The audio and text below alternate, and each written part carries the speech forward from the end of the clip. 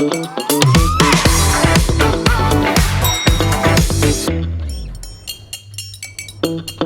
இல்லாம colour print பண்ணுங்க, அதுவும் மிக குறைஞ்ச விலையில. Epson eco tank printers. இது வெறும் ஃபேபுலஸ் இல்ல, இது டோட்டலி பிரிண்டபிளஸ்.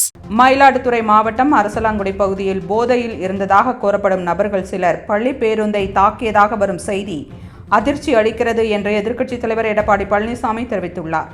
பேருந்து மீதான தாக்குதலில் குழந்தைகளுக்கு ஏதாவது ஆகியிருந்தால் அதற்கு யார் பொறுப்பு?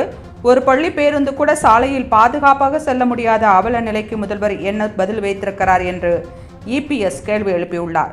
குற்றவாளிகளை பிடிக்க திணறுவது, பிடித்தாலும் அவர்களை சிறையில் வைத்திருக்க முடியாமல் வெளியே அனுப்பி இன்னும் பல குற்றங்களை அவர்கள் செய்வதை கைகட்டி வேடிக்கை பார்த்தால் ஸ்டாலின் ஆட்சியை பார்த்து எப்படி குற்றவாளிகளுக்கு பயம் வரும் என்று இபிஎஸ் கேள்வி எழுப்பியுள்ளார். மயிலாடுதுறை பள்ளி பேருந்து மீது தாக்குதல் நடத்திய குற்றவாளிகள் மீது கடுமையான சட்ட நடவடிக்கை எடுக்க வேண்டும் என இபிஎஸ் வலியுறுத்தியுள்ளார்.